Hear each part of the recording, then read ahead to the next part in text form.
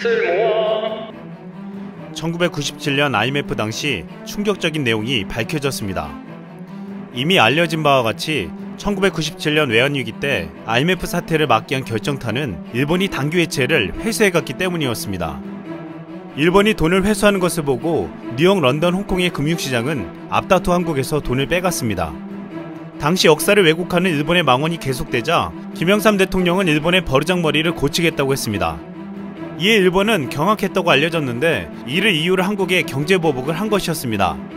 지난해 7월에 한 경제보복은 최초가 아니었습니다. 당시만 해도 한국은 아시아개발 도상국으로 미국이나 일본, 유럽 은행들에겐 가장 유망한 나라였습니다. 특히 일본계 은행들은 지리적 여건으로 한국에 가장 많은 대출을 해줬고 1997년 일본에서 빌린 돈은 전체의 32%나 됐습니다. 이런 상황에서 일본이 돈을 빼가면서 당시 한국 정부로는 감당하기 힘들었습니다. 이에 김영삼 대통령은 임창열 경제부총리를 일본에 보내 단기 해체 만기를 연장해달라고 요청했습니다. 하지만 일본은 푸대접하고 만나주지 않았습니다. 그러더니 결국 전화로 우리에게 자금을 지원해주는 조건으로 제시한 것이 있었습니다. 독도 영유권을 달라는 것이었습니다. 우리 정부는 분노하며 거절했고 일본은 그러면 돈을 줄 수 없으니 IMF로 가라고 했습니다. 결국 일본 자금이 빠져나간 후 한국 경제는 급속히 무너졌고 미국이 주도하는 IMF에 구조 요청을 했습니다. 진정 치욕적이고 굴욕적인 순간이었습니다. 이후 지난해 7월 강제징용 판결 문제로 인해 또다시 힘을 과시하며 경제보복을 해왔습니다. 하지만 1997년에는 우리가 힘없이 당했지만 2019년에는 쉽게 무너뜨릴 수 없는 나라가 되었습니다. 이번 경제보복을 통해서 한국은 전혀 피해를 입지 않았고 오히려 일본 기업들만 고스란히 피해를 보았습니다. 최근 놀라운 소식이 발표되었습니다.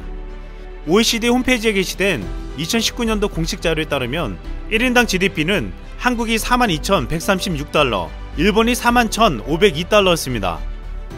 한국이 최초로 일본을 앞선 것입니다. 룩셈부르크가 1위를 차지했고 한국은 21위, 스페인이 22위, 일본이 23위였습니다. 또한 이미 지난해 IMF가 발표한 세계 경제전망 데이터베이스에 따르면 한국의 PPP 기준 1인당 GDP도 오는 2023년 41,362달러로 증가해 일본을 추월한다고 전망하기도 했습니다.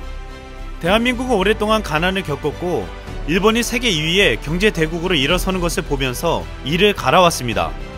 드러내진 않았지만 오랫동안 일본을 따라잡고 제치자는 목표로 달려왔습니다.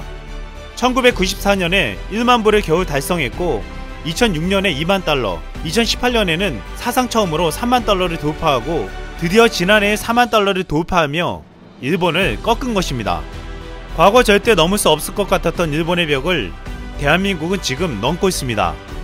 한국 정부는 여기서 그치지 않고 2022년까지 1인당 국민소득을 4만 5천 달러를 올리고 최종적으로 5만 달러를 목표로 하겠다고 밝혔습니다.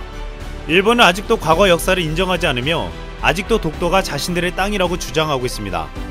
지난 1일 JTBC 막나가쇼에서 3.1절을 맞이해 김구라와 서경덕 교수가 일본의 영토주권 전시관을 찾아갔습니다. 전시관 내부에는 1953년부터 현재까지 한국의 실력 행사로 인해 다케시마를 불법 점거하고 있다는 전시물이 보였습니다. 김구라는 어이가 없다면서 나와서 한 일본인을 만나 독도가 한국 영토라는 증거를 보여주었습니다. 울릉도와 독도는 일본과 관계가 없음을 명심할 것이라고 적혀있는 과거 일본 정부의 문서였습니다. 그는 이를 보고 놀라며 사진을 찍기도 했는데 잠시 후 일본 우익들이 나타나 김구라와 취재진에게 나가라고 고함쳤습니다. 취재 허가를 맡았는데도 불구하고 한국 취재진은 쫓겨났고 그들은 자신들끼리 다케시마의 날 행사를 열었습니다. 방송은 여과 없이 일본의 부끄러운 모습을 그대로 보여주었습니다.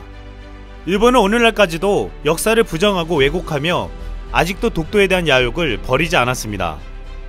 1997년 일본이 우리에게 무기 삼은 것은 우월한 경제력이었습니다. 하지만 20년이 넘게 지난 지금 그 경제력은 힘을 잃고 있습니다. 일본의 경제는 오랜 기간 침체를 겪더니 이제는 서서히 몰락하고 있습니다. 지난 2월 일본 경제가 소비세 인상 등의 여파로 5년 만에 최악의 성적표를 받았습니다.